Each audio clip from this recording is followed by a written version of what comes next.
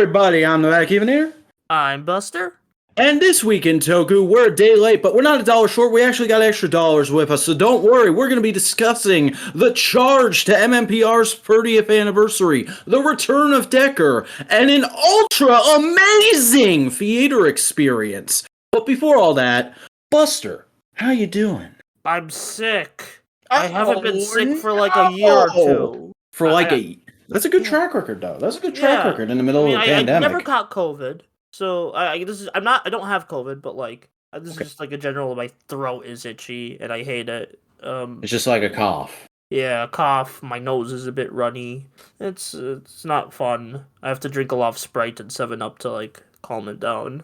Damn. Yeah, it's good though. I like Sprite and 7-Up. They're nice. But you doing good? You doing okay? Your soul in a good place? A bit writer's block, but like I think I've made a breakthrough. So hopefully after this podcast is done and after I get a good rest, I'll like pump out some good scripts. It's possible. But you know what? Don't think I'm some fool. I do keep an eye on your progress. I think this just happens to you once every 2 months around this time. Oh yeah, 100%. Like I just get like writer's block like every 2 months. It's just a part of the process. It needs to happen sometimes. Yeah. I feel like I have a similar thing to you, just a more frequent thing where I have this plan, and then I have to completely change up the plan. Mm-hmm. Ooh, speaking of plans, I've been adding to plans today. Nice. I've been coming up with ideas, expansions on series I already wanted to do. You could say. I should probably write some of that down when I'm done editing this. Nice. Maybe you could tell me it off mic. It's entirely possible. What else is possible, though? Lord, let me tell you, I am in a mood tonight. We got a lot to go over. So, you know what? I'm doing okay. I'm doing great. I'm doing fine. That's all you need to know. I'm sticking to my workout. I'm sticking to my diet. I'm sticking to my job. I'm sticking to my videos. That's all anybody needs to know right now, except for the fact that they should really support Modular Media. Like, comment, subscribe, ring the bell in order to enable notifications. Get all of the podcasts on Modular delivered right to your inbox. You got this show. You got No Prize, where we talk about comics. You got Components, where we talk about whatever. And you can follow us on Twitter at the Modular Media. You can join the subreddit r/Modular Media. And we got a Tumblr. It's Modular Media. But folks, that's it. That's all the plugging we got to do. We got lots more to do. So let's just jump right into the news. First things first. SH Monsterarts, another retro release from them coming, another Shinchoku Seiho style deal here, except I don't know if they ever really did a proper version of this game before. I know there was a Rebel Tech, but I don't know if there was a Monsterarts before. We got 1972 Gigan, and this looks beautiful. Yeah, isn't Gigan your favorite kaiju of all time?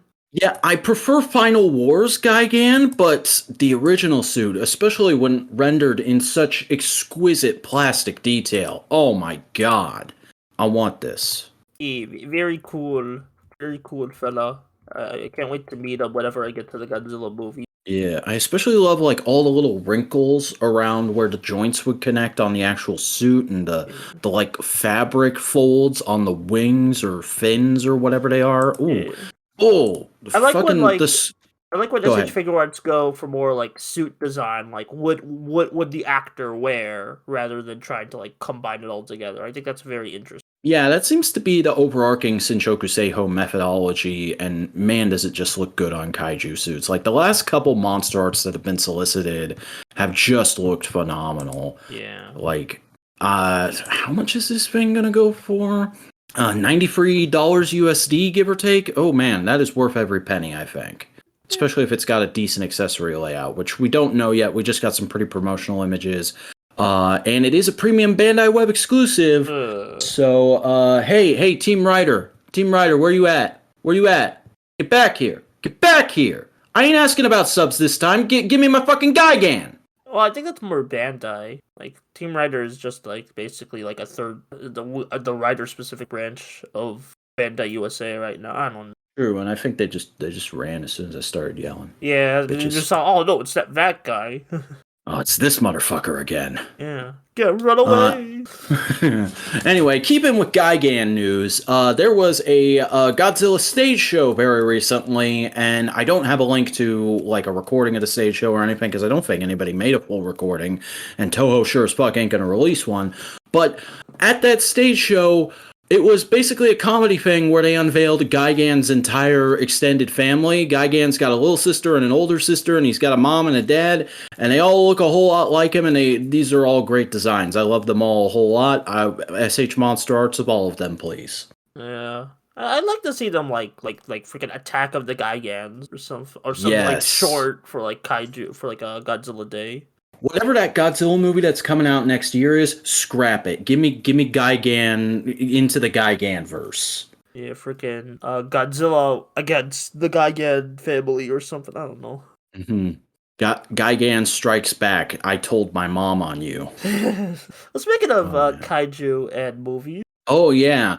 So Shin Ultraman had its stateside wide release this last week, and we're not going to get too much into our overall thoughts on that. We're going to save that for a little later in the show.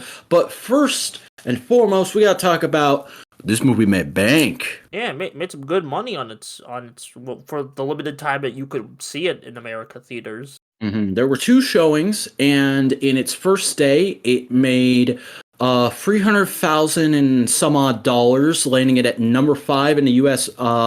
Box office. And on its second day, it made $200,000 and some odd dollars, landing it at the number 6 spot, which is $600,000 and some odd dollars in total for 2 days of screenings for a foreign film. That's pretty dang good. It's almost like if you give people the option and heavily promote your thing, people will go see it. Mm-hmm. Hey, Team Rider, come back here. Come back here. I'm not gonna ask you about Godzilla shit anymore. I'm gonna ask you about Kamen Rider shit. Get back over here. Get back over here.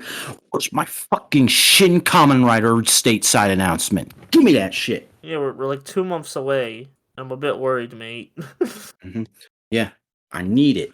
Like, I don't mind it coming out like 2 months later, because Toei doesn't usually release their films like stateside for like 3 to 4 months with like Dragon Ball and One Piece films. But like sooner than later would be nice. You know, I don't want to be at 2024 January again and we have to go see Shin Kamen Rider in the freaking freezing cold. I will take August at the latest. Yeah, August, September are like the max you got to give me that Fathom event. We need to have people organizing watch groups at Power Morphicon. That would actually be pretty sick. I ain't gonna go, but yeah, none of us are. But like, it needs to be a thing. Yeah, I would look at pictures at social media from the Power Rangers fans I still like.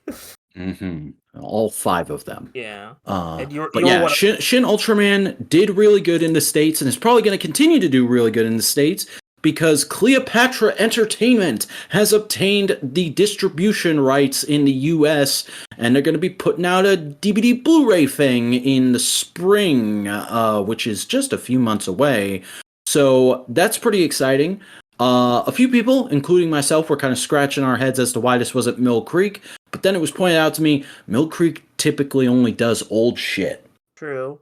And also, like, this is also, like, a Toho thing, and the, like, Toho production, and I think, like, this is the Exchange, because the Exchange are responsible for the US distribution of Shin Ultraman. So I think they're the people who run Fathom events, right? No, I don't think that, maybe? I don't think they are.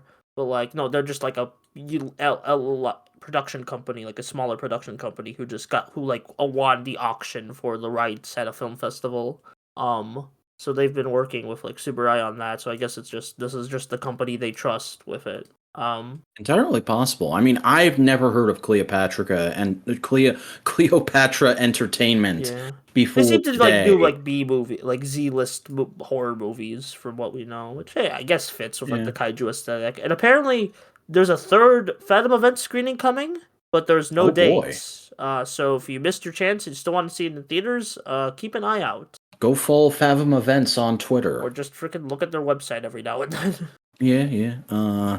Yeah, I mean, like, as long as the quality of their releases is generally good, Yeah. I don't have a problem with it not being Mill Creek. I'm just happy we're getting a release, and we already know one is coming so quickly. I remember when I walked out of Shin Godzilla, I was like, oh man, where's the pre-order button for that Blu-ray?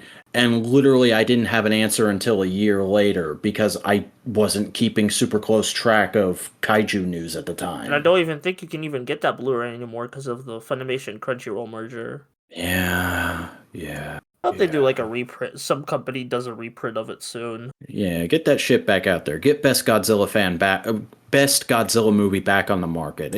I've been doing a lot of stuff today, folks. I'm gonna misspeak more in this podcast. Yeah. Get ready for it. Yeah, you're just really excited. Speaking of excitement, Oh boy, let's talk about this because we didn't just get a Monster Arts announcement, we got a Figuarts announcements, boys. From Ultraman Decker, SH Figuarts Terraphaser is coming, and it's going to be a general release. good. Holy shit! I never thought I'd be so excited about such a basic design. And I don't even mean that as like a strike against it. It's basic but effective, and it looks like they packed as much articulation into it as you possibly can. Like the DX toy, I would never even look at just because I know from the standard of Ultraman DX toys in recent years that it's not going to be my kind of thing. This looks like my kind of thing. Yeah, and it's basically confirming that like the Terraphaser is basically the big rival to Decker. Like, or at least they're trying to prop it up as the big rival to Decker. Like basically the Jugless Juggler, the Belial, the Trigier. You know, they're basically that's like it's the secondary villain, like villain-ish antagonist to Decker. Which I think is That really and cool. like the Figuarts Ultraman team just loves making mechs. They made like all the mechs for Zed. Yeah, probably because they're also I think might have been simpler to do. I don't know. I could be wrong. Possible. But yeah, this thing looks great. I don't currently have any plans to get Decker Figuarts, period. But this does entice me a whole lot. I would not mind getting this and either what's his Agonist? regular form? What's Decker's regular form called? Flash again? type. Okay, I wanted to call it multi-type, but I knew that was wrong. Multi-type is Trigger and Giga. Yeah, okay. Either flash type or dynamic type, and this boy would make for a nice little two-figure display, in my opinion. Yeah. No dynamic type figure art yet, but I'm sure that's coming. Yeah, I hope. That's got to be coming. I mean, remember we didn't get Trigger ass form until like 2 or 3 episodes into Decker, right? Yeah. Well, anyway, let's move on to some Kamen Rider news. Hey, real quick, Talking Shop. Am I an idiot, or did we talk about Yui Asakura changing her acting name a while back? Okay, because I saw a new article for that today, and I'm like, am I stupid, or did these people just wait forever to make an article? And I guess those people just waited forever to make an article. Anyway, let's talk about current shit, and current shit is actually old shit, because the Kamen Rider exhibition in Ikebukuro is over, but we have a lot of photos from it, courtesy of @EraFelix on Twitter, and a bunch of Kamen Rider actors were there in the last couple days. Kaizo went, number 1 went, number 2 went, and I think some other Heisei guys were there. Yeah, oh man, this looks like it would have been a real fun time to hang out with. Apparently there was for as much shit as there's tons and tons of suits on display. There's some promotional stuff for Shin Kamen Rider. There's some conceptual sketches from Ishinomori. And apparently there was a bunch of shit people weren't even allowed to photograph. So, man, this is one of those times where I'm actually kind of sad I don't live in Japan. Yeah, or just like I wasn't there at the right moment. Mm-hmm. Don't get me wrong. I would not want to live in Japan, period. It would be a pain in the ass for me as a white guy who can't learn other languages very well. But, oh man, to have had the opportunity to go to this. The build display in the first tweet is beautiful. I love it so much. I think like I feel some tears of joy falling down because it's just so beautiful. I mean, Kuga, Amazons, and Double all got me feeling some kind of way right now. Yeah, I mean, you just started Double, so probably that's why. Hey, spoilers for later in the podcast. I'm already feeling it, Mr. Krabs. Nice, Squidward. I mean, SpongeBob. All right, let's continue on into a little bit more Figuarts news. SH Figuarts Black Sun Battle Hopper has been solicited for pre-order, and hey, it looks like that bike. That's a real sick bike. I like that bike. We were talking about that bike on components this week, so stay tuned for that on Friday. If you want that bike for your Black Sun, you can get that bike for your Black Sun. I swear to God, if they put this bike for pre-order before giving us Black Sun, I'm going to. Black Sun's been up for. Black Sun is out, dude. No, but like on Premium Bandai US. Because remember, they gave us Shadow Moon with no Black Sun. Oh yeah, that's right. And that's the big reason I was pissed at it. Oh god. Oh fuck. Oh shit. I can feel the anger coming back. Well, let's quell your anger with some King-Ohger or whatever. I don't know how the theme song's gonna go yet. Yeah. DX Ohsama Sentai King-Ohger. Mecha King-Ohger. They're just calling the Mecha King-Ohger. Has been revealed, and I'm gonna be real with y'all. I'm not super enthusiastic about this thing. Like, bugs are a solid aesthetic. It's nice to see it finally applied to Sentai Mecha, but this just looks like slight minor improvements on the Dan Oni Tajin formula. And I said when Dan Oni Tajin came out, when I got it in hand, it was a really cool step forward, but we needed to keep stepping forward. This is a baby step, not a full step. And I'm also pretty dang annoyed by how many superfluous mecha there are here to get it up to a 10 mecha combo. Yeah, I mean, from what I see, the spider's just for the crotch. That's funny. Yeah. Like, the only three you really need are red, yellow, and black. Yeah, the rest are like sword, which I like the idea of mechs forming a sword. That's really cool. Mm-hmm. But also, like, why though? I don't know, it feels like... That should be like an additional thing that comes maybe 5 to 10 episodes into the show. Probably will. They're probably just giving you the complete set right now. My guess. That's my guess. I could be completely off base. But yeah, I do like the individual mechs more, honestly. I like something about them just look neat. They do look like neat little pals. I'll give them that. Look like fun desk toys. Yeah, and also they teased a Dan Oni Tajin head, so I guess the Sentai, because if they continue doing like anniversary Sentai gimmicks, like with Zenkaiger and Dawn Brothers, I guess the gimmicks will just be mecha heads. Maybe this is how they're gonna freaking do it in Dawn Brothers, because there's with the tweet, there was a one tweet saying from an official source, hey, this mecha will debut next week in Dawn Brothers, possibly. We didn't. Yeah, they're doing the Enya Ride-On thing, but with the actual main mecha of the show, which I don't feel about that. I don't like it. Well, I don't like it like when you just tell me it like that, but like if you just tell me, like, depending on the execution, I'll be totally fine with it, you know? Mm-hmm. I don't know, like the way it was done in Zenkaiger was fun. Yeah. And it felt, and looking back, it feels like a very good prelude to the like insanity, have fun first, explain shit later Dawn Brothers became.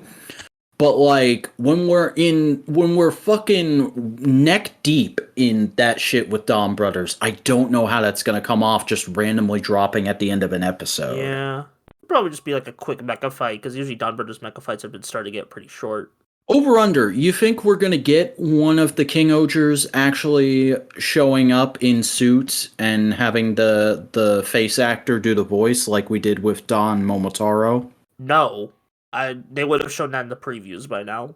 Maybe if they show it like maybe for like a final episode, Kamen Rider style handoff, but like that.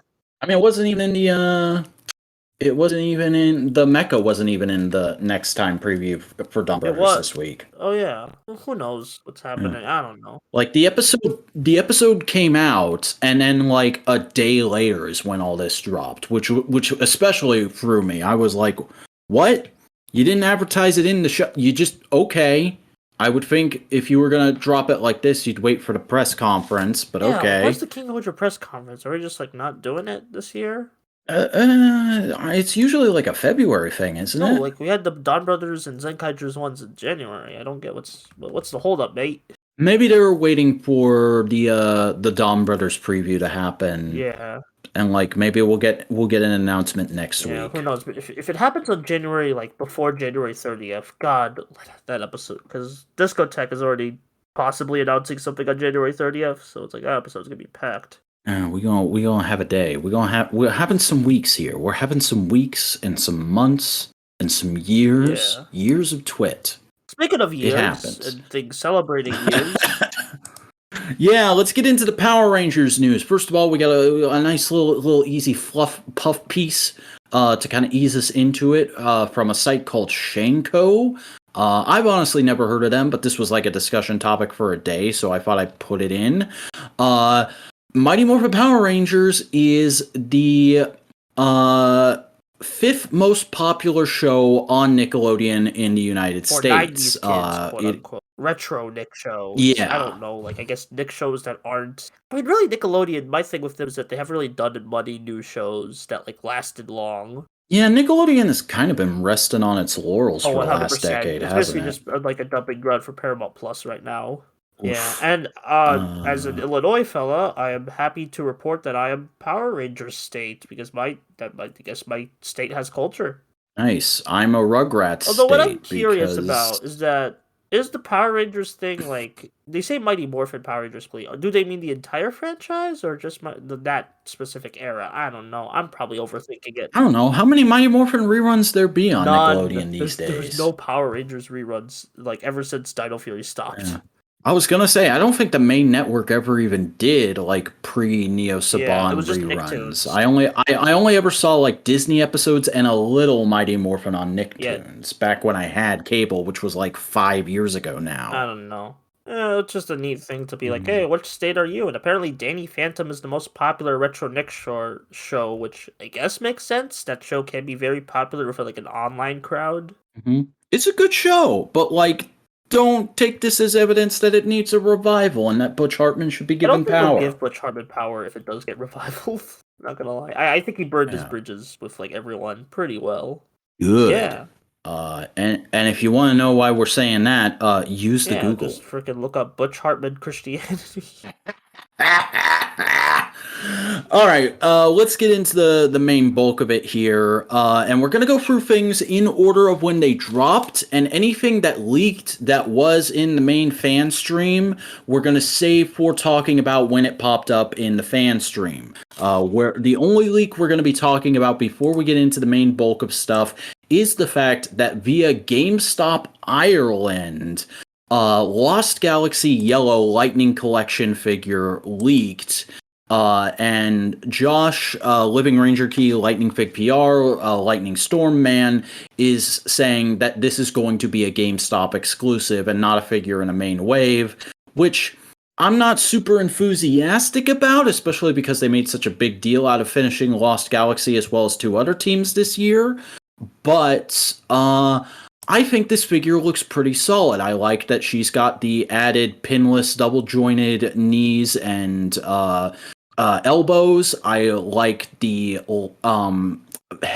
civilian head. I think it's a pretty solid likeness to Serena Vincent. I like that she's got hands to do her particular roll call pose. I'm glad we're making that like a regular thing in Lightning Collection now. But I tell you what I don't like. She comes with a Quasar launcher instead of an extended Quasar saber. And the promotional pictures have a Quasar. She's got the she's coming with the small Quasar saber that you can put in the holster. But there's most of the Lost Galaxy Rangers have come with a closed up Quasar saber that can go in the holster, a extended Quasar saber for posing, and their version of the Trans Dagger. The only exception to that has been the re-release of Lost Galaxy Red outside of a 2-pack in a regular wave. And there it was acceptable because we'd already gotten a version that came with a Quasar saber. Here, I'm kind of scratching my head as to what the fuck, because it's not like a Ranger where we could get a re-release of this this suit with a different head. Yeah, it feels really short-sighted on Hasbro's side. Now, obviously, this isn't the full official reveal. They could fix this before doing the official reveal, but I kind of doubt especially it. because If we got promotional photos of this caliber and it's already up on the GameStop system, I don't think it's happening. I think this thing is probably already getting ready to ship or has been shipped to GameStop distributors. Yeah, they did. I forgot her name. Dirty Maya. Maya. I haven't watched Lost Galaxy in a bit, but I do like the suits. So yeah, they did her dirty. Mm-hmm. The only fix I can really think of is I saw some people sharing around. There's a seller on AliExpress right now that's just like, here's a lot of Lightning Collection weapons, and in there is a Quasar Saber, but I think it's Damon's Quasar Saber because they're all unique. They have the Zord faces on them. I actually So didn't even realize that. Huh. yeah, I guess get fucked, Maya fans. Yeah, sorry. I guess before we move on to the big thing, what was I gonna say? Oh yeah, like I was like woke up to this and I was like, I don't know, I was sick, so I barely had any reaction, but I'm sure everyone else had a reaction because freaking Wario64 posted. You know shit's real when Wario64 posted about it. Oh man, Wario64, infamous Power Rangers influencer. Well, he's more of like just a general games, movies influencer. Yeah, but you know this shit went mainstream, and you know they wanted it to go mainstream because they gave it to Entertainment Weekly. Yeah, and they did like a whole interview because like video where it's like, here's a bunch of behind the scenes, here's all the cast. yeah. Let me introduce this. Entertainment Weekly, just a few minutes before the fan stream went live, gave us a full article detailing the details of the Mighty Morphin Power Rangers 30th anniversary Netflix special, Once and Always. This was the official unveiling of the title. This was the official reveal of the release date. There are tons of pretty promotional photos out of this. We've got a big behind the scenes mini doc with interviews with all the cast and crew, and a lot of little details hidden within even the article that took people a minute to cotton on to. Because not only are we getting the face cast back that we had previously heard about, but also Barbara Goodson will be returning to the role of Rita Repulsa, and Richard Horvitz is returning to voice a new version of Alpha. I'm very excited for the Richard Horvitz thing because Richard Horvitz is one of my favorite voice actors of all time. He's I pretty like him a good. lot. I love him as Zim. I freaking love him as Chaos and Skylanders, and I loved him as Alpha. So it's nice to see him like return to one of his old, like the role that got him started in voice acting. Yeah, there's a lot of really cool stuff to see here. The interviews from the cast and crew obviously feel very cut down and very washed out. So that it's just like the stuff that's good for promoting the brand, but that's to be expected with things like this. But I am loving a lot of the little details we're getting out of this. Like the better looks at all these sets and things. Like there's one set in the first photo here where Brentasaur on Twitter was talking about how it looks very much like a mix of Rita and Zed's palace with the Machine Empire base. Maybe it's like remnants of both those locations. And in the background of that photo, you can see all kinds of Ranger artifacts and little, like, Ranger action figures, potentially Lightning Collection action figures, in fact. And this might be part of the villain's plot. It might be some kind of trying to drain the powers of all the other Rangers from across history type thing, and only the MMPR team can come in and save the day. There's also in the second photo where we get to see that Billy and Zach will have a helmetless scene in this special. First of all, both the actors look great in the suits, which is really, really cool for them at this age. But also, neat little detail, Walter Jones has a custom glove with the space removed for his missing finger. Just real nice little touch there. I appreciate that kind of stuff. Mm-hmm. Yeah. Also, I have something to say about the first picture. Yeah, go ahead. So with all the Lightning Collection, or the action figures, I can see silver and gold from Beast Morphers, and Nate's actor was Mhm. reported to be in New Zealand. I'm excited. Yeah. That's all I'll say. You know what else I can What? see? Just between Rocky's arm and his pelvis. That's Turbo Red. Oh, TJ. Oh. TJ.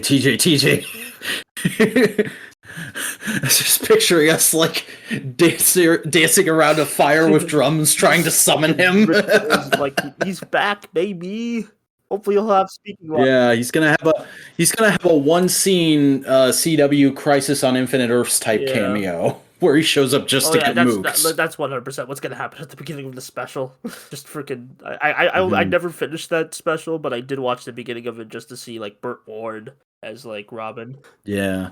But also in the final photo, first of all, this is the only one that includes the new character Min, Trini's daughter, remember?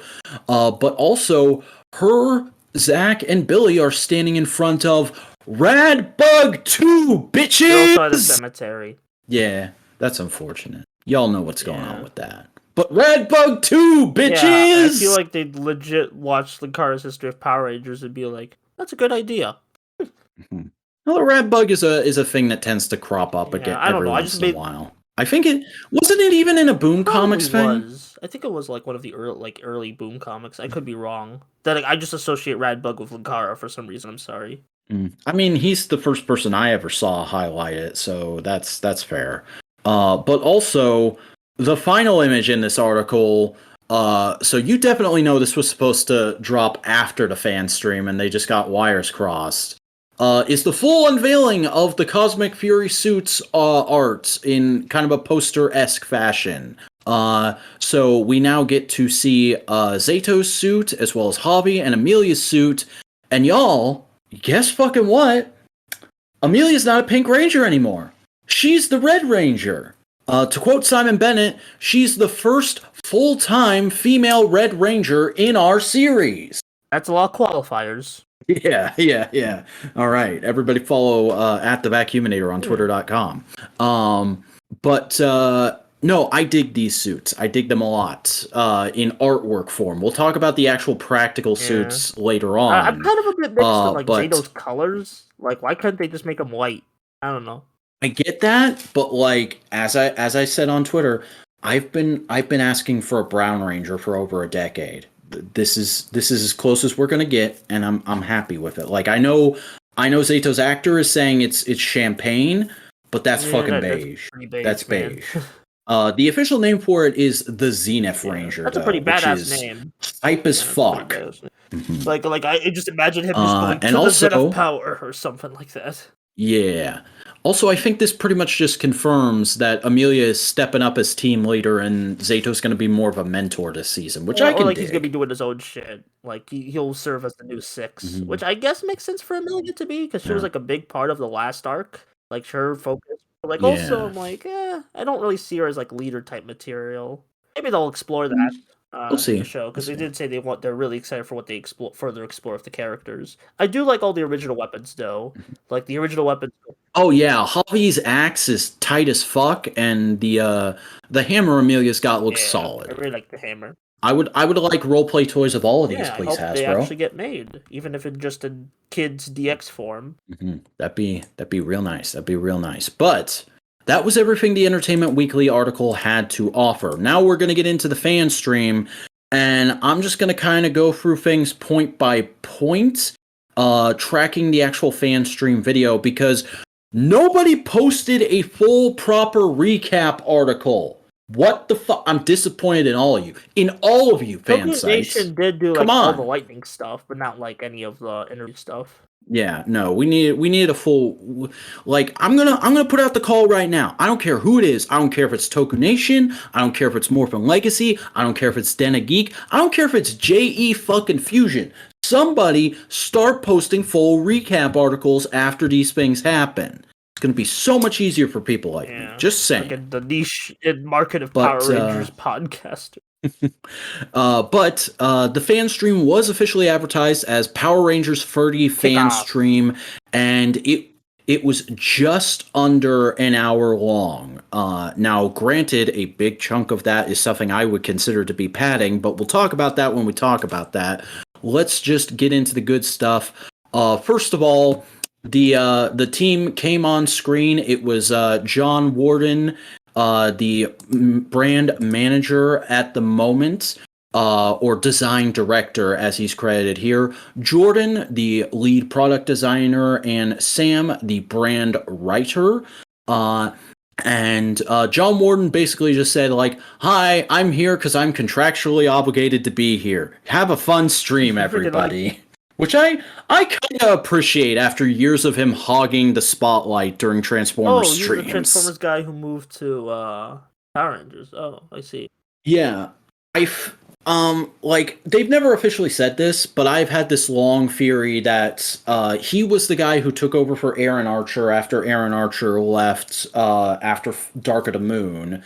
And then when Power Rangers wasn't quite performing as Hasbro expected, they pulled him off of Transformers to kind of clean that team up a little bit, which ended up being right around the time the War for Cybertron toy line trilogy and Kingdom and Cyberverse ended. So, new eras for all the Hasbro brands. I mainly recognize Jordan here. I just like him. He's a nice guy. Yeah. It's actually kind of funny. I'm going to get in a little tangent here because I think Buster will appreciate this. John Warden for years was criticized for overhauling Transformers to be more and more G1 reverent. And he was very clearly a dude who grew up on American G1, and a lot of people were saying, like, oh, he doesn't know any other parts of the franchise, he doesn't care about this series, he doesn't care about that series, he doesn't care about Beast Wars. And then he legitimately went, oh, I don't care about Beast Wars? Alright, bet. My last year on the line is going to be a line that mixes G1 with Beast Wars, and that's how Kingdom happened. Pretty ballsy. I like that. Yeah. Freaking... Is that maybe he already learned from, like, he already did some research into Power Rangers fans, and that's why are we getting RPM this year? It's entirely possible, but John took off, and we got right into Lightning Collection reveals. They revealed the entire next wave, which also went up for pre-order today, starting off with Dino Thunder Tommy. We thought this figure got pushed back because of real life reasons, but no, it's here and it looks great. I'm not going to say it looks perfect. I think the JDF likeness could be a bit better, but it looks great and good enough for me, honestly. Like, it looks more like his Ninja Steel likeness. Yeah. I mean, I really like the likeness for the Lord Draken figures, but this one is really solid. There's just a slight bit of Uncanny Valley to it, I think. But it really does capture that look. They got the suit spot on. Are the glove pads supposed to be golden, or are they unpainted on the actual suit? I can't remember. Yeah, look that up real quick. Probably should have looked for the Abba Ranger one because that one probably has more reference material. I think that's unpainted. But okay, so it's actually more accurate than the other figures. I saw a promo image where it is painted. Okay. What? Okay, well, then it matches the other figures. But yeah, looks really solid. I think it's pinless, which is nice. I'm not a stickler for pinlessness, but it seems to be like the fucking buzzword right now, so I'll highlight it where I have to. And it comes with, obviously, his staff. Only one version of it. I can't remember if there was ever a big deal about it extending or not, but I'm fine with just having a fully extended version. A set of alternate hands, obviously, the helmet head, and a new version of the kind of spark effect part that we've gotten a lot before, but this is a new colorway for it. We haven't had it in this particular shade of orange before. Let's talk about the best part of the stream. Yeah, so... full disclosure, this next bit did leak early. Somebody in India got it early on Friday, and it made my fucking Friday, let me tell you, boys. But we're gonna talk about it here like it's brand new. Lightning Collection Mesagog is real! The Mesagog is real! I'm sorry, my voice hurts. It's okay. Oh my god, this thing looks So nice, like spot on to the suit in the show. I'm gonna say that a lot today. Spot on to the suit in the show. Even right down to the point where it has a hinged jaw, and if you look at the inside of that jaw, they actually sculpted the suit actor's lips. That's badass. But he's going to be coming with a pair of alternate hands and 2 different effects parts, one of which is specifically meant to be his psychic torture attack that he would often use on Elsa and Zeltrax. That's badass. Dino Thunder was one of my first Power Rangers seasons, and Mesogog is always one of my favorite Power Rangers villains, maybe my favorite Power Rangers villain next to Lofor. So it's like, Yeah. bro, if they make I know I already said this on Twitter, and I know it's gonna be hard because of the face actor likeness, but if they freaking make a Lofor figure, like, and I can pose it with my Mesogog, I'll be a happy camper. See, I would think the real challenge with Lofor would be getting him articulated enough for the line with how bulky his clothes are. But then again, I would have said that with Mesogog too, and this figure looks really dynamic. Like, Lofor closes off Ninja Storm whenever we get to that, to like kind of parallel, because I feel like Ninja Storm and Dino Thunder are bros, you know? Yeah, and I'll be honest, like, I don't love Lofor. There's a lot about Ninja Storm I don't love, but I love the Ninja Storm Dino Thunder crossover. That scene where Lofor shows up on Mesogog's ship is just like the best thing ever.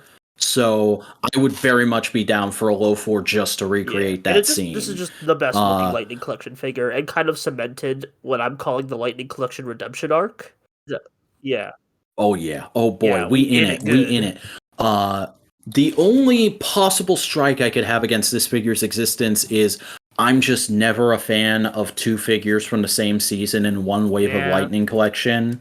I want the waves to be as diverse as possible, but it's Lofor, so I'm gonna let it slide. It's Mesogog. It's late, is what it is. But then we got the next figure, which this is something that had leaked slightly. We'd gotten the weapons for this figure leaked. If you remember, like months and months back, like I think in September, an image of this figure's weapons and Tommy's staff leaked. But we're getting Lost Galaxy Pink's Kendrick's edition. And she looks great. Again, like Maya, she's got those double jointed pinless knees and elbows. She actually does have her full Quasar Saber and Trans Dagger. And one really neat touch on this figure, she's got removable glasses. They're a separate piece. I don't remember Kendrick's not wearing her glasses a whole lot in Lost Galaxy. But if I'm to be totally honest, I think the whole reason they chose to do this was because they already had that asset for another figure we're going to be talking about in a minute, and they went like, oh, we can get the cost of making this thing down if we just do this instead of sculpting glasses on her. Removable glasses technology, am I right, fellas? I'm going to be honest, this is an easy skip for me. I got nothing against Kendrick's. She's a solid character, but I like Corona's Lost Galaxy Pink more. I'm going to wait for that version. I'm going to patiently wait. I'll probably get this version because Kendrick's is my preferred Lost Galaxy Pink from what I watched. No, that's fair. Hey, we got both versions between the two of us. That'll work out. That'll work out. Has Corona gone? No, only Astronema. No. But yeah, I would. Oh man, imagine if they just run the full gambit of Corona looks, because I think they've only got one Astronema left to do. Cyborg Astronema. That would be like a neat 2-pack. I think if they do it with like Lost Galaxy Pink 2 and. Yeah. I could see that happening. I could definitely see that happening. That'd be a nice GameStop exclusive 2-pack if they're still doing that. But there's one figure left in the next wave, and that ended up being unveiled not by Jordan and Sam. Kai Moya called in from New Zealand, and he revealed that I almost said Lost Galaxy. Dino Fury Blue is coming to the Lightning Collection. After months and months of partial leaks of this thing, we have a full official look at it, and it's an actor unveil. Third actor unveil in the series so far, and this was just delightful because Kai's a very entertaining guy. He seemed to somewhat be channeling the spirit of his character during this reveal. And the figure itself looks great. Obviously, there's a lot of reuse from Zato going on, right down to the accessories. But there is a new civilian head sculpt done by Paul Harding, and it looks spot on. One of the best in the line so far. I kind of wish it looked a bit more smarmy than serious, but I get it. It's an action figure. You want it to look a bit more like action oriented. Yeah. Love that Kai got to do this. There's a part of me that kind of hopes that they have the other Dino Fury Rangers left in the pipeline and they got those actors to shoot videos in New Zealand. But we'll see. Even then, you could, if you're doing Cosmic Fury next year, I don't know if Cosmic Fury is getting a Lightning collection. Neither do I, but complete this team. Give me my boy Javi. Complete the siblings. Let's get that going, shall we? Dino Fury being popular, it's doing pretty well. I think they will at least complete the base 6. I'd also like Lightning Collection Void Knight, just to own a third Void Knight. Oh yeah, the Void Knight Sentai Void Knight. Void King, Void Knight. They have to do Void Queen for Lightning Collection. That has to be a thing. Yeah, they really do. That's a really bulky suit. Again, I don't know how they're gonna make that work as a figure, but it's a good suit. Now for the mid. The mid, the big old mid. This was like a hype sandwich where the filling was mid. Because the Tenga 2-pack got officially revealed with absolutely no explanation as to why they chose these colors. Just like, we heard people wanted more Tengas, so here's a blue one and a green one. Put them next to your regular ones. Movie colored Tengas, but they never said movie colored Tengas, so I don't know what's going on there. No, Jordan was literally just like, people seem to like the Tengas, so here they are again in these colors. And fair enough. I'm sure they'll sell because they're fan channel exclusives. They're not going to have a chance to shelf warm, but I don't care. I don't like this mold. But that was it for the regular reveals. We then went over. Oh no. I'm wrong. We then went into an unboxing of the Zap Astro Megazord, where they were joined by, who is this man? What was his name? I'm waiting for it to come up.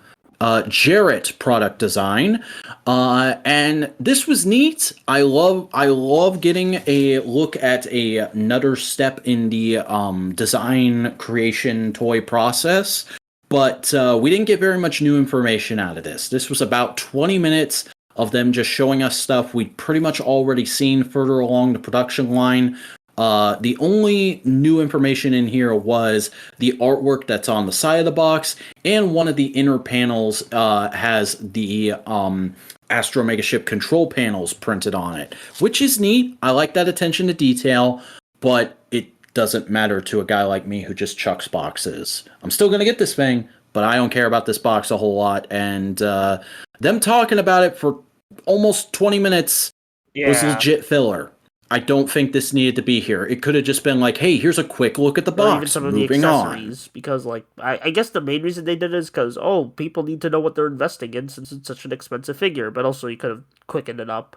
Yeah, it was a bit much. I did enjoy some of the chatter that went on while they were getting things set up partway through. There was a lot of discussion of the scale and the philosophy that goes into keeping that intact between figures and what Zords they're choosing and why they're choosing them.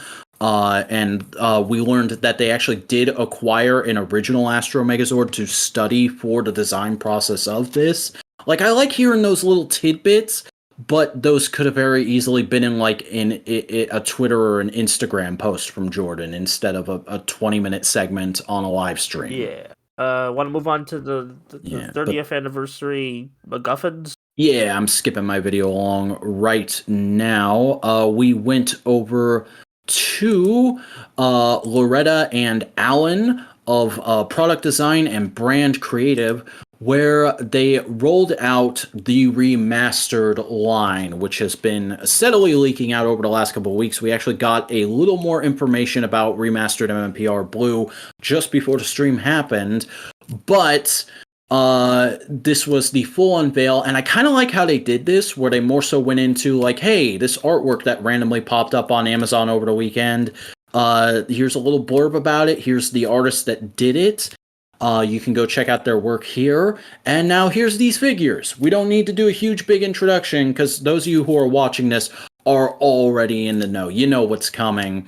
So they gave us a look at remastered MMPR Blue and Yellow, which kind of confirms my going theory of these are taking the deluxe slot for this year because these are $34 a pop, which is typically how much a deluxe goes for, and they're being called fan retailer exclusives, but I would not be surprised if we see these crop up at larger retail. That has happened with other Hasbro lines in the recent past, and they're just in that size box. Like, it feels right to me, and furthermore, I think these figures look great. Like, it is a little upsetting that there isn't an Aisha head with Yellow, but they're specifically celebrating the 30th anniversary of Season 1, so I can understand that choice, and I also think that's what goes into getting us the full accessory layout that we have for these, which we were able to get confirmed via the Billy leak on, I think that was Friday or Saturday, but we saw that Billy and Trini are going to come with civilian heads. Billy's going to have separate glasses, so you can go for that early nerd look or that kind of strapping young lad look he had later in the show.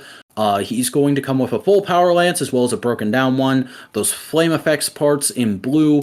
Free matching alternate sets of hands. A separate power morpher. And the Blade Blaster in all free forms. And Trini's going to have a very similar layout, just her flame effects parts will be in yellow, and she's going to come with the power daggers. They got me, y'all. They fucking got me, because I think these figures look fantastic. I think this is what a lot of people were expecting from the line when it first was announced, and they were expecting like Figuarts level layouts. And I think these figures are going to be great. Like, to all you Figuarts detractors and Super 7 defectors, I think now's the time to come back. Because these look like the best MMPR figures we're going to get for a very long time, as I predicted back when Billy first leaked. I'm just kind of a bit upset that it seems to be MMPR focused. I would have liked to see, like, I know like you were gonna do all 6, but I would have liked to see a couple of extra like ones. Like, I was like when this first got leaked, I was saying Dino Thunder White, but I'm not gonna do. I mean, I can see why you would feel that way. And I do agree that Dino Thunder White needs a re-release at some point, but I don't think this was ever going to be the place it would happen. Especially with the fact that these are $10 more than your average figure. It makes sense that these would be 2-figure waves. And I think we're going to get a wave of these like every 2 to 3 months for the rest of the year. Major wave, I think. Like, and again, it's not. I don't really mind. I'm not really like eager to get these, but it's not detracting from the main line. It's not detracting from my Mesagogs. So if we get more Mesagogs and like Dino Fury Blues in the world, then I'm fine. Just a little like thing for the casual toy marketers that aren't really Power Rangers fans, but like toys to buy into. Mm-hmm. Or like the hardcore. Oh, I just noticed because they were talking about reworked bodies during this segment, and I was kind of going back and forth between this Twitter and Discord because I was watching it with a or I wasn't watching it with them, but I was messaging with a friend of mine who's an MMPR casual. I was like, "Wake up, bitch! MMPR news dropped." And I missed because they were talking about the bodies for these remasters are completely reworked, and I was like, yeah, pinless, whatever, we already know that. They have drop-down hips. They have SH Figuarts G.I. Joe classified style drop-down hips. That's really fucking cool to see on a Power Rangers figure. Yeah. But yeah, I think that's all I have to say on those. I do definitely really want to get the full team. Which I know is very unorthodox and kind of backtracky for me, but what can I say? These look like good ass figures, and this is kind of the time to be into MMPR if I'm going to be into MMPR. So very much looking forward to those. But after that, we cut back over to Sam, who was talking to Simon Bennett, Becca Barnes, and Alwyn Dale. And I don't know about y'all, I could be mistaken, but I'm pretty sure this is the first time we ever Oh, yeah, saw what definitely, Alan Dale looked definitely. like. And, like, he's a Wang-looking motherfucker, He does isn't he? look like a man. I mean, like, Wang the YouTuber. Okay, now I can kind of see it, but I don't watch Wang enough to, like, be like, ah. Fair enough. It's just, it threw me for a second. Like, I wasn't even sure that's who I was looking at because because we'd never seen him before. I think everybody kind of has a mental image of Alwyn before this, and mine was of like a pudgy 30-something young dude. lad, you know. He looks like he could even be like in my age range. And he definitely stays in shape. But they went over a whole bunch of details for the upcoming installments, some of which were in the Entertainment Weekly article, but we also got some new little snippets here and there, like the confirmation that this was going to be a new version of Alpha, because the Entertainment Weekly article said Alpha 5. This is going to be a new version of Alpha, and they kept that number close to the chest, but like, I think we all know what number it's going to be, don't we? Oh, wait, did they already do 555? They didn't, but like, dude, it's going to be Alpha 30. Like 555. I ain't standing by for that. Yeah. Oh god. But they also described some of the plot, which is that Rangers who were once contracted by Zordon are now reuniting to face off against a newly reawoken threat of Robo Rita. We are going to have a robotic Rita Repulsa in this, which kind of explains some things, but also raises some more questions. Like, it does explain... Yeah, I like the idea. It does explain why there's sort of a Machine Empire look to that set they're in one of the Entertainment Weekly photos. But it also makes me wonder, like, okay, what's the context of that? How does it happen? Does Rita just come back and she's a cyborg or a robot? Is this actually Rita? Is this a duplicate? What's going on? 21st to find out. Yeah, I think they said April 19th. Yeah, one of those days. Yeah. Which, by the way, let me check under... That is a Wednesday. Oof. Interesting day to drop the special. I'm gonna take work off. It's gonna be 40 minutes. You could probably just watch it at night. Yeah, but like, I don't want to have to avoid spoilers all day. Just watch it in the morning. I could, but then I'd have to skip the gym. Watch it at the gym on the treadmill. Ah, dang. I ain't about that life. This guy. Personally, my prediction, I think this special is going to be sort of a lead-in to Cosmic Fury / consequences for the end of Dino Fury. I think Zed's gonna show up and do some fuckiness to the Mystic Mother and turn her into Robo Rita. I mean, Zed has apparently ascended, so who knows? Yeah, that is my wild prediction.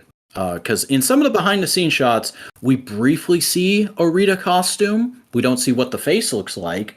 We don't know if they got an actress. We don't know if they got Barbara Goodson herself to put on the dress. We don't know if it's just a fucking Robo-Mask face. But, probably. But there's also a bunch of putties around. And I wouldn't be surprised if we finally get an explanation for what happened to Finster, Squat, and Babu. Pulling those suits out of retirement. Mm-hmm. Which, by the way, another thing about the Entertainment Weekly video, you can see in one of the shots, Green Ranger costume. People are speculating it's a flashback. Could be a flashback. I've also heard speculation that it's J.J. Oliver, potentially back from the future. I've also heard speculation that maybe JDF did ADR for this before his passing, and they're trying to keep that under wraps right now. And maybe they're going to dedicate the special to him. Like at the end. Yeah. Oh, yeah. Personally, I'd be okay with any of those solid options for what situation calls for. Yeah.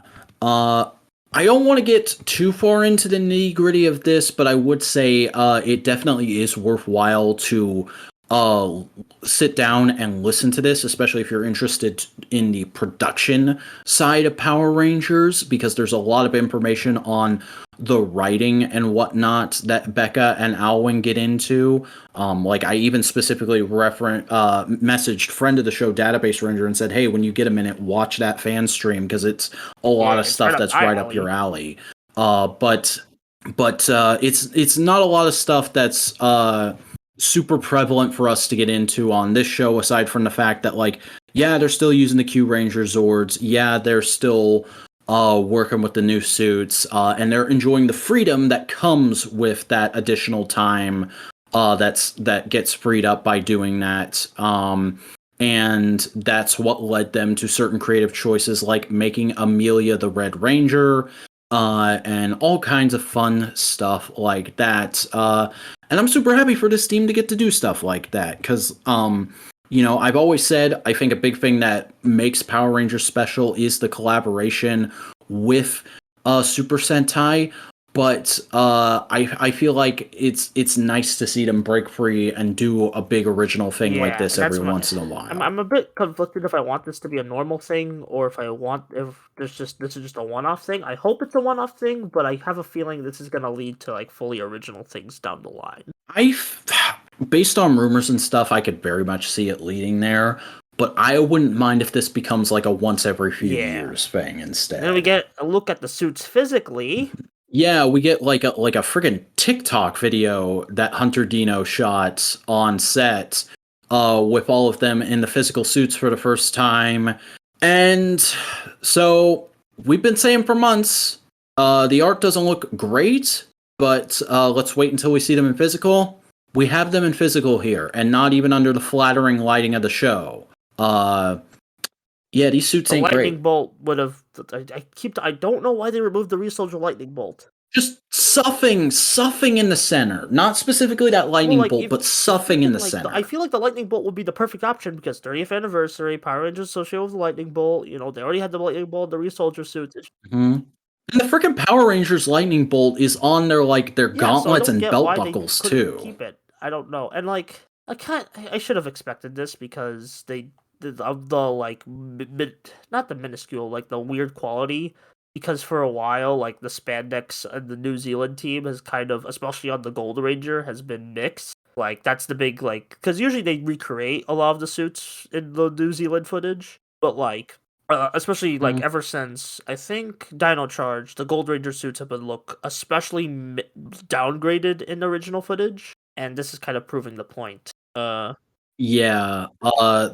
I don't know what the difference in cloth would be. I'm not an expert in fabric types, but whatever fabric they're using for these suits is very different from the fabric that Toei uses for Super Sentai. It's a lot less reflective, and it's just kind of absorbing light, which makes it look very plain and drab, not like a superhero costume should, in my opinion. And that's the biggest problem with these suits, in my opinion. I could excuse the other two nitpicks I have about them were it not for that, but that just kind of compounds and makes it all kind of like, I don't know, because I did say other two complaints.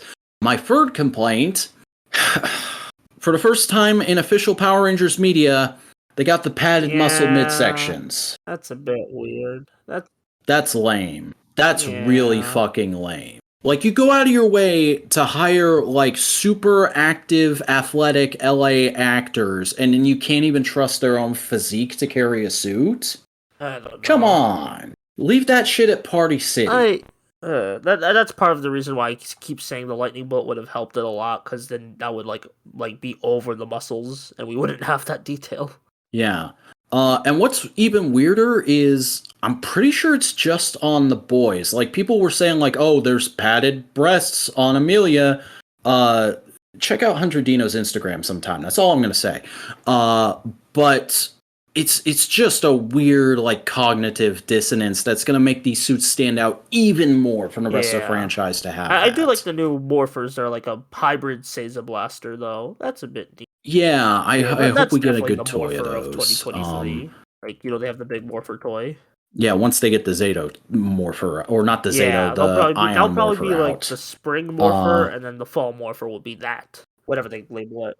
Yeah. But I still think the action choreography is going to be good. Excuse me.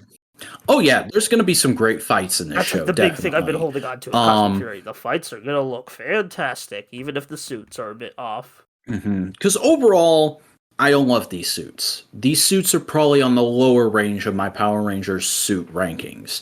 But even within that, I'd say they're on the upper end of the lower. Because a lot of people have been acting like these suits are straight trash. A lot of people have been losing their minds over these suits on Twitter.com. And I can't believe I'm saying this, but shout out to Easy Rider. You know, broken clock is right twice a day. Your man posted some photos of the Dark Rangers and just said, remember how bad it can get. We've certainly evolved from like that kind of. And like, I kind of wish, because like people are like, what happened to Titanium and Spirit Rangers? Those were made by Plex. Plex did not design these, and Plex does set work for Super Sentai, so of course those were gonna look better. Yeah, no, this was Weta Workshop. Weta has been working on Power Rangers pretty much since the beginning of the Neo Saban They're the people I'm like, oh, that's why the Gold Ranger sucks. Like Ninja Steel and Dino. Which is unfortunate because normally Weta does amazing work. I don't know. I mean, I'm still like interested in Cosmic Fury, but I'm not like I'm not as excited as I was, if that makes sense. Just gotta count on that writing and the music. Just like though, hopefully they move good. Yeah. Also, just I think the weapons. Okay, I think this is where this stream made me realize like Japanese Toku is great at suits. American Toku is great at weapons. I wonder why. I didn't even realize what I would. Let's ignore that and move on to new releases, shall we? Oh, all right. Get it going Ultraman for Decker, me, Buster episode boy. 24, penultimate, end of a dream. Yeah, pretty solid. Like let's get the boys together and like save Agamus. And like I really like I do agree Agamus could have used a bit more time, but also it's like the stuff they do with Agamus is still really. Especially in this episode where like I don't know about you, but I finally started to have both what's been in the show and what they originally pitched the show as kind of click together here, especially with that sequence where, spoiler warning, Agamus sacrifices himself and he's just like looking at the vision of his lady friend and thinking about like all the stuff she wanted to do after the war with the spear was over. And I'm like, oh, that's how the COVID metaphor works. Okay. Yeah, they literally said since the show was announced that the spear were going to be a metaphor for COVID. Okay, I need a minute because thinking of I'm actually this is kind of reminding me of some recent events. Yeah, I mean it hit me in a place, dude. I'm not gonna lie. That all clicked. Be a good action. The Mother Spear looks pretty cool. I can't wait for that is some fucking Millennium Godzilla shit right there. You know, I'm excited for Decker and the bros to beat him up. Yeah, and Kanada's character this episode, like Kanada's been a great Ultra host the whole way through. But oh man, was he good this episode with him him fighting off that STD, spear transmitted disease. You're welcome. I've been holding that in all day.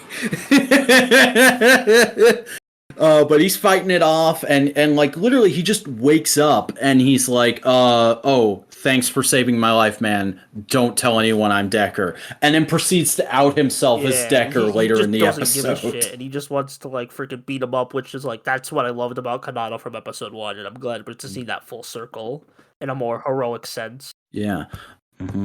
Also, this episode ended with Kingo getting his shit utterly wrecked. Thank you, Subaraya. I needed that this week. Oh, he got improved. I'm still bitter. I hope I don't lose grudges. When it comes to Super Megaforce, when it comes to Trigger, when it comes to Ghost, when it comes to Ninja, I'm like Bill Burr complaining about Deflategate. I'm never going to let that shit go, even though half the people listening to my podcast probably don't even know what I'm talking about anymore. Kamen Rider Geats, episode 18, Divergence 2, bravo! Jamato Ball Contest. This was cute. This was a good episode. This was, it's hard for me to be like, oh, it's good but not great, but like that's where it is. Geats, you're doing good. I'm not upset, but you're lagging behind a little bit. Even with cool stuff that happens in this episode, like we get to see more of Keiwa being a good boy, just wanting to protect people and help kids. And we get like a nice little wrinkle to this new version of the DGP with fucking reality show style interviews. I hope that stays around for the rest of the show. And all that was good. Yeah, all that was good. All that was nice. Sucks that Notch Sparrow is so painfully, obviously, the Disaster now, though. Why does the Disaster sound like freaking Gangstar from? Probably just my brain being weird. Which it gives me Q Ranger vibes because they had so many star puns in that show. I can see that. But yeah, Nudge Sparrow, he's a pretty cool bastard though. I'm not gonna lie. Like, he do be scheming, but he do be scheming. Yeah, it's something I haven't seen before in like a bastard manipulative character, but it's well done here. The only thing I don't like about it is, again, it's only been one episode and it's already so obvious who the Disaster is, and also like at the beginning of this episode, I legitimately had a moment where like, oh, what if it's none of them? What if it's the new Game Master? Because I can't remember what it was now, but he said something that was kind of Although, sketch. like, freaking, I think my favorite part of this episode was not the DGP stuff. It was freaking Buffa's segment. Oh yeah, because he's just hanging around with Gardner, man, and learning all kinds of horrifying things about the Jamato and getting his new Jamato rider form via the Fua method of transforming. Like, that dude is in pain. Freaking, he is going to freaking collapse midway in a desert. Like, someone help this man. He has suffered long enough. He is a literal zombie. Someone get him some water. But that was neat, and I did also dig some of the more overarching lore stuff in this. Like, we found out how secret missions work this week, which is it's just people watching it going like, "Oh, I like that guy. I want to give him an item. What's something he would do?" And also we find out from number one Geets fan man that Geets might be wrong about who his mom is. What the fuck? Mom? I don't know anymore. I'm kind of just letting that plot play out. I'm not really like super invested in it. I'm just being like, okay. Yeah, it's interesting. It's interesting what's going on. I wonder if maybe that's got something to do with the celebrity world he created himself. Like maybe he overrode his birth certificate or something. Freaking, that would be a great way to tie it into the first episode, where it's like that wish he made in that episode freaking like screwed him over. It would kind of give me entirely possible. Or the show already has enough comparisons to Gaim, so maybe not. Yeah, what with fucking Kyoryu Blue in this episode? Just there's no hiding it anymore. They all know that the Jamato are dead riders. Or at least clones of dead riders, possibly? I don't know. But yeah, and the only real complaint I have with this episode is, again, going back to Kyoryu Blue, they really did not put much effort into the prosthetics on him, did they?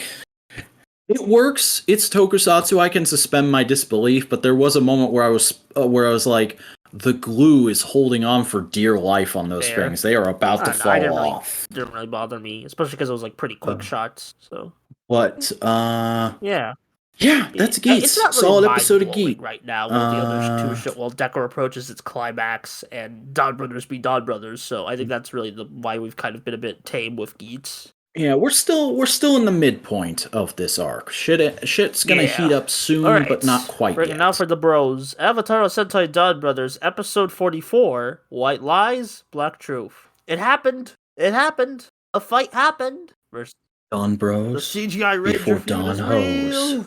We did it, boys! The prophecy is fulfilled! That was a great fight. And my God. I was really starting to doubt in a way. And there was a moment at the end of this episode where I was like, oh, you motherfucker. You're not going to do that to me. You're not going to. And then he didn't do it to me. But, yeah, this Dawn Brothers, it's weird to be hype about. I don't feel hype about it reaching its final arc because, again, Dawn Brothers is maintaining the same energy it's always had. But it's just now we're getting more into the explanations and the unravelings, and things are clearly coming to a boiling point, or at a boiling point flat out, because there's a lot of stuff that happens in this episode that they've been hinting at and building towards for episodes upon episodes, like obviously the CGI Ranger fight, the Cerebrands realizing like, oh, we're all traitors, we've all fucked up, and what are we gonna do now? And also, we're going to find out what the hell's up with Jiro next week. That's going to be mighty interesting. But we get a little more Tsubasa and Hijino moments. So, everyone knows who Tsubasa is now. Yeah, that's the thing. He's going to be bumming along with them to Jiro's place. It looks like it's just Jiro, Taro, and Tsubasa going. Bumming along. Yeah, and the big reveal is that Kijino, at least, because he's the only one who looks at the photo. Kijino can't see Jiro's girlfriend. What's up with that? What's going on there? I'm worried. I'm scared. Because it might be like she's the penguin. Could be. She taught him Jiro that as a kid. That was a red herring. The penguin is her. It could be, but like, why isn't she in that photo? Why did we have a whole sequence of her coming to and leaving Tokyo? How was she able to nurse him back to health? What is going on? Can Kijino just not see her because he's a psychopath and he only cares about Miho? It's entirely possible, but like I think it's just she's a Juto or bestial. Yeah. Also, Miho almost dies this episode, and same thing for Sononi. And fucking Tsubasa sacrifices all his Kibi points to save her life. Yeah, he's literally like, all right, bitch, live with this pain. You're gonna carry that weight. That was really good. Although, if I could be bold, I would make the prediction that Miho's not going to survive the show, and somehow Sononi and Tsubasa are going to get together. If the show ends on their wedding, god damn it! Bastard, I read your book. I'm like, oh, he wouldn't repeat. He didn't really repeat. He's never repeated the Jetman ending ever. He's not going to repeat that with Tsubasa and Kijino, is he? But then I'm like, he could, yeah, like. He could pull Lucas. It could be like poetry. It could rhyme. Oh my god. But yeah, good. I'm sorry, I'm not like, again, throat sucks right now, so I haven't really been active. But yeah, those are really good. It was nice to see like all 6 members at once, even for like a brief second. And I'm really glad they stuck to it. It's like there was a moment there where I was like, are you seriously going to say that whole scene went by so fast for the other characters that they didn't notice? And then she realizes it at the end, and that's clearly going to be a thing now. They're going to know Tsubasa is Inu brother going forward. And I like that. I'm so happy that we actually got that. They really could have gone the whole show and not revealed it. And I'd have been mad, but it'd have been hard to be mad. But I don't have to get mad now. Isn't that wonderful? So it's good stuff, I'd say. Yeah, I mean, I wasn't really like, I mean, the fight got me, the CGI Ranger feud got me hyped just because we predicted it for so long. But like, yeah, it was just some solid Don Brothers, some solid jokes, very solid drama.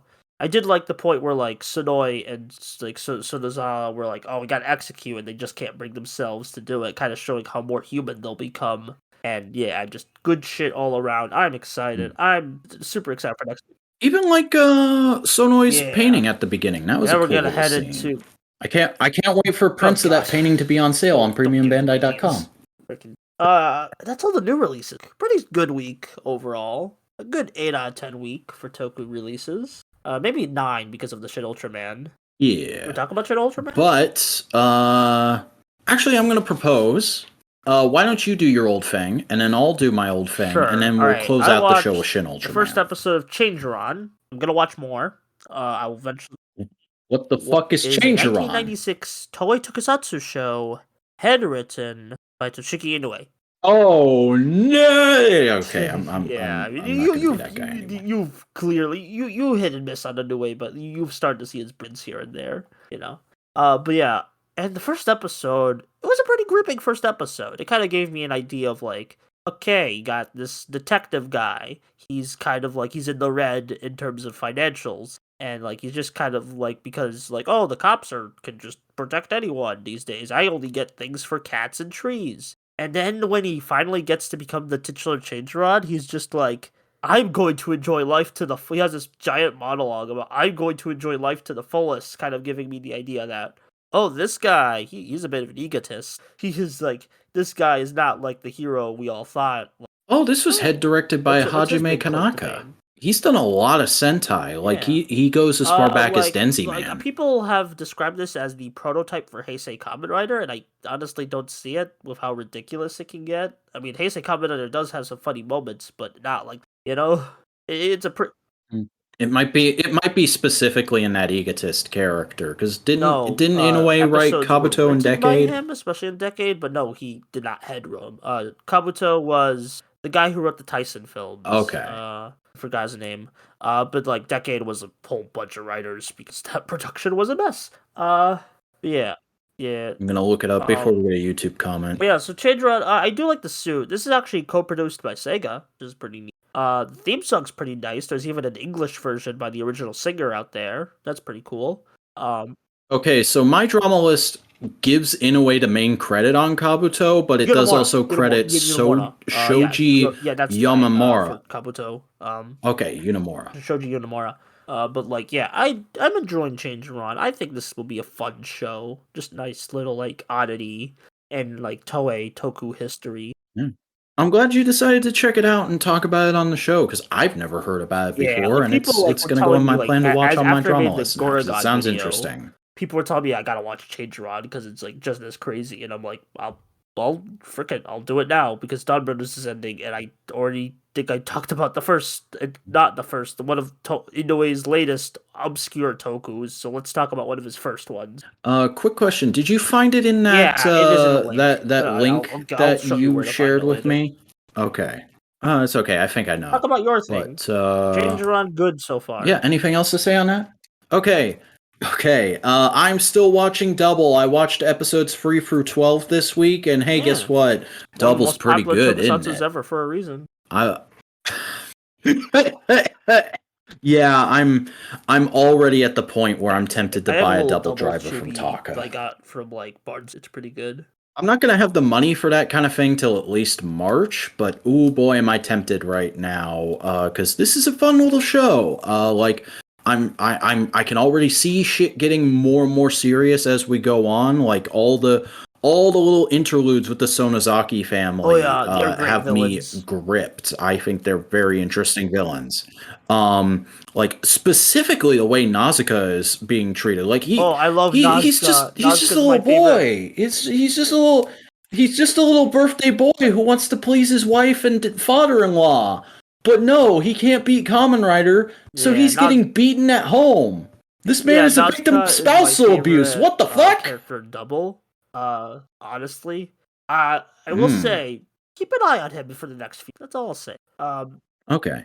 Also, I've always really expected to be annoyed by Akiko, but like she is doing a really good job of treading that line. Like what I like to call the Miko Nakadai line of character who could have been really annoying, but knows right when to stop. And is always funny instead of annoying. She's great. There's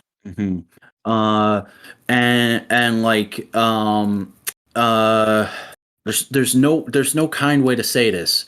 This is the gayest, most homoerotic, most dick-sucking Kamen Rider show I've ever seen in my life. Like, by episode 5, I was like, oh yeah, no, there's no subtext here. Yeah. Philip and Shotaro are boyfriends. There's a bit of an age gap between them, because Philip is like 17 and Shotaro's like early 20s. Well, yeah, that's not too bad of an age gap. And like, you know, like, those fellas pretty gay.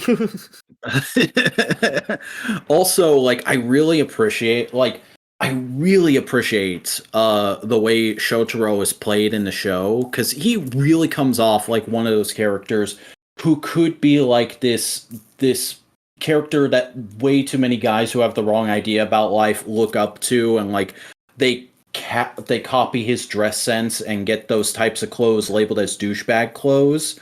But he is like routinely shown to be a bit of a klutz and a bit of a dingus, so that never fully gets there. But he still gets his cool moments here and there. Like that's a really nice way to treat a main writer. Great, I love him a lot, and he's part of the reason why I fell in love with fedoras.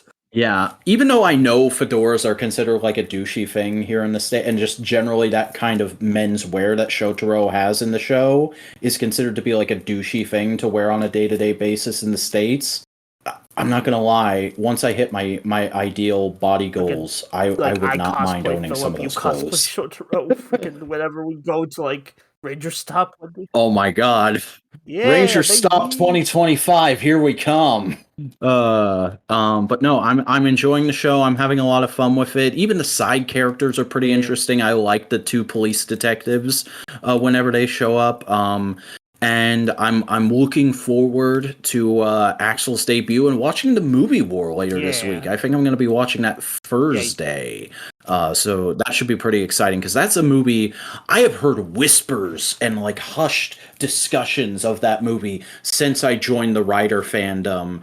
And like I'm excited to finally have my own 2 cents to give to the conversation on it, especially because I have not. I've never seen any portion of that movie, but I've always wanted to because I've always wanted to know Decade's quote unquote true ending, and I've always wanted to see Kamen Rider Skull in action because Skull is one of, if not it's like my favorite rider suit of all time. I will say, the movie is a movie.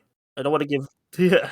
I know, but like I've been warned. I've been warned, opinion, so I think you'll enjoy that. Yeah, so yeah, go like treat yourself to a movie night, whatever. I think it's episode 16. After that, it's like after Fang Joker debut. Yeah, I got a 2-parter. Then I got the movie. Then I got back to the rest of the show. I think until it's time for A to Z. So. And A to Z's a pretty good movie. Despite the terrible filter on the camera, I don't know what they were smoking with that.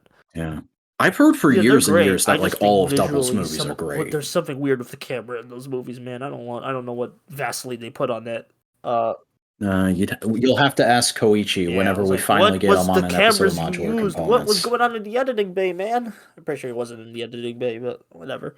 I like to imagine Koichi at least gives notes on the edits for his movies. Freaking, I don't know, Shin Ultraman catchphrase again?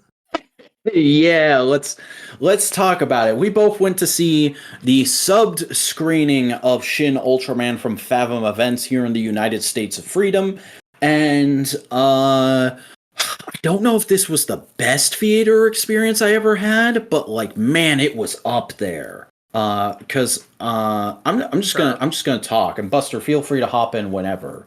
I got there about 45 minutes early.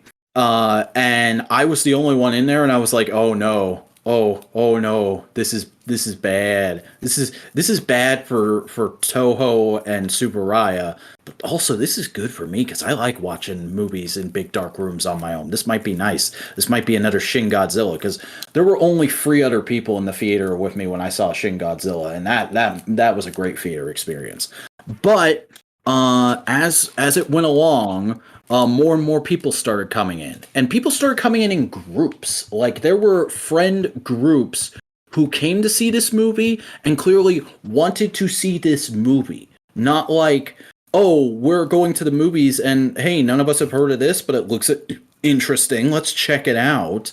Like there were people talking about like, oh, like during the quiz, people were talking about like, oh, I recognize that suit, or I've seen that show, or I have that show on the way from Amazon. Like those kind of discussions were happening. The quiz segment was really cool. Not just because it's like Sean Nicholas, who's basically like the Ultraman brand ambassador for America right now. Yeah, Sean Nicholas did a good job with the quiz, and the quiz was neat because I love how it just went straight for the deep lore. It wasn't even like, what's this object that you'll see in Shin Ultraman? It's like, no, who's this fucker that's in this obscure like multimedia thing that maybe 3 of you have heard of? Because that's all on YouTube, and they want to promote Ultra Galaxy Fight. But you know, it was still like the Ultra Galaxy Fight accompanies a lot of Ultraman, so like I see it work. It was still made for an interesting quiz. I especially love the freaking like who is the original Ultraman one, and they show freaking like Zophie 66 and like the return of Ultraman guy. Oh my god, that was funny. It was like they're trying to kill people. Yeah. Or like I forget what the question is, but there was some where they were like Ultraman Chuck. They were showing like a bunch of different Ultramen who have like very American guy names, and there were people next to me just going like, what? There's an Ultraman Chuck?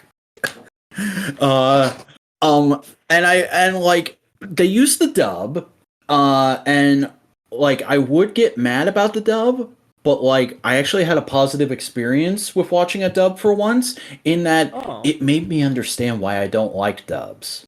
Why I don't like modern dubs, at least. Because modern dubs, and I've never thought super hard about it before, I'm just like, modern dubs never sound right to me, and I don't know why. I'm not going to look into it because I'm lazy. But watching these clips that I already know, that I've seen in the Japanese audio fairly recently, in their dub audio, I was like, now I understand why I don't like this. There's no translation in dubs anymore. It's pretty much just straight doing the Japanese script as the Japanese direction wanted the lines to be read. And to me, that doesn't work with the English language. Japanese media is written to be very earnest and forthright, and we don't get that a whole lot these days in the West. And while there can be tokusatsu things that are a little more withdrawn, a little more moody, Shin Ultraman could even be considered one of them, it's not very common in tokusatsu or in anime.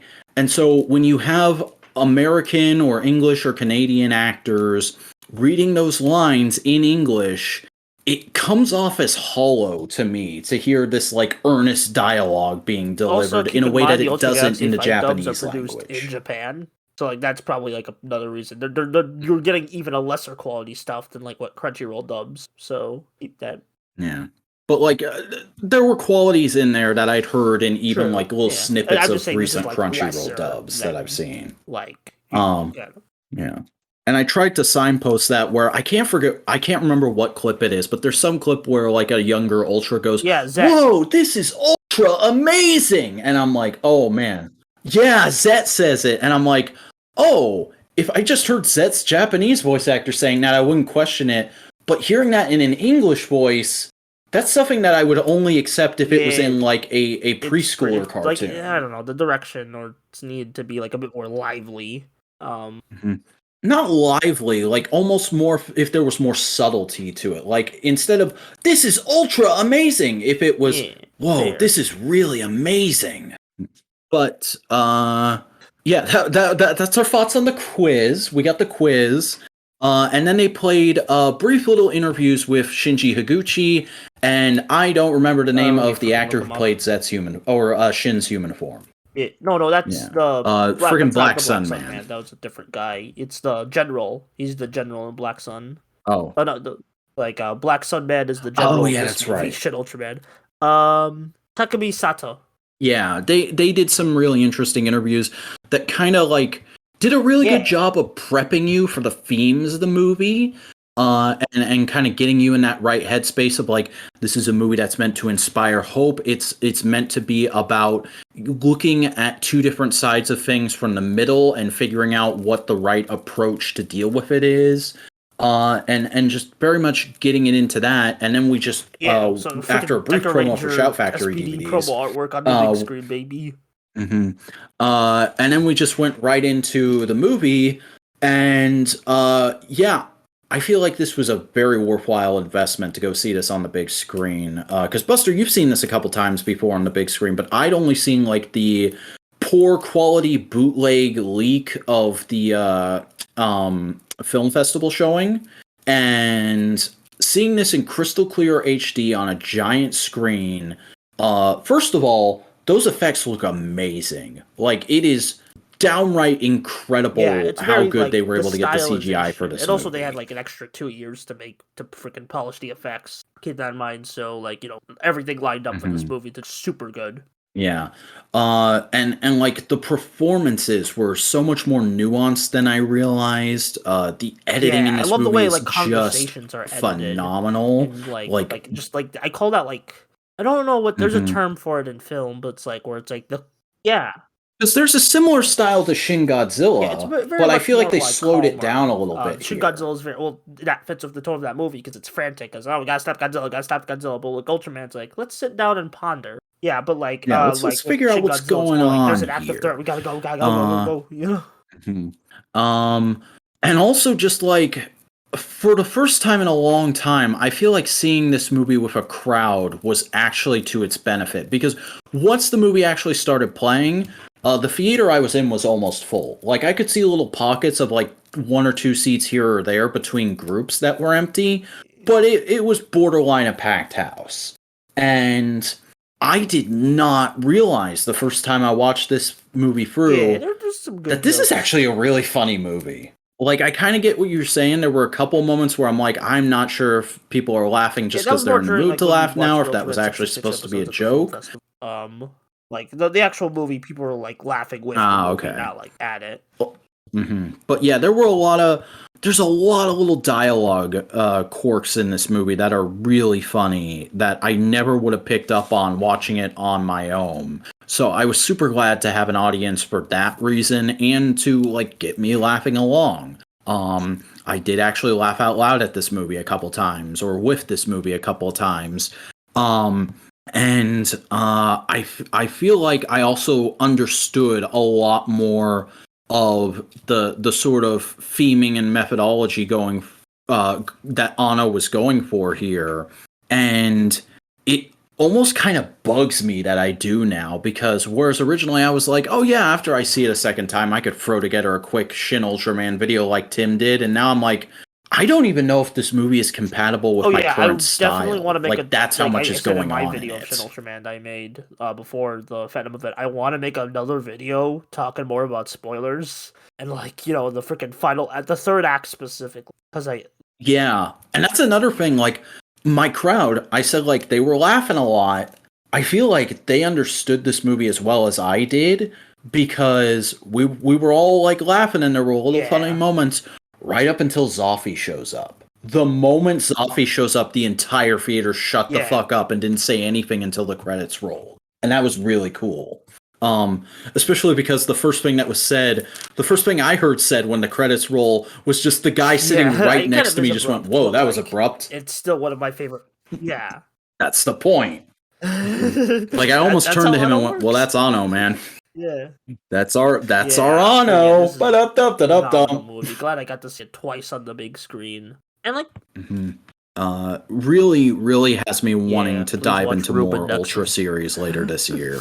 Oh yeah. I kind of want to check out Orb next. I want to see the origins of Juggler's Juggler first, because that's after Ginga S. And like I'm trying to go in order of New Generation, and the only two like blind spots, actually 3 blind spots on my New Generation is X, Orb, and Taiga.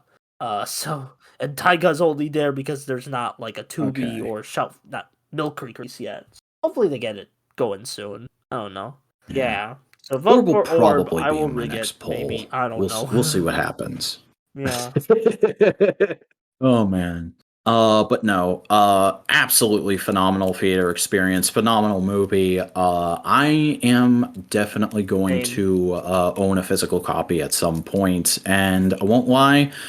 Having seen the movie again and having so thoroughly enjoyed that second act, I am real tempted to pick up Figuarts, nice. Shin Ultraman, and Shin Mephiles. Yeah, man, a Mephiles figure would go nuts. Although I kind of want like a Zyram figure. He got style too. That would be awesome too. Oh man, that fight. That fucking fight where he just gets sawed in half. Like, that one's so hard. Of like classic Ultraman decapitations. Yeah, I'm sorry. I would be like off the wall. Good shit. But like again, I'm sick. But like, so it's fine. We don't have to go off the wall. It's the end of the show. We're winding down. We're grounding and pounding here. Okay. Movie good. Anything else to say about Shin Ultraman? Good. And also subscribe to my. To quote Snowcone83, movie good. Yeah. Go see movie. It was one of movie good. Good. It was definitely like worth the hype, and I'm glad more people got to see it. Yeah, I almost didn't go. Now but I'm glad I did. The next Shin is gonna be riding on.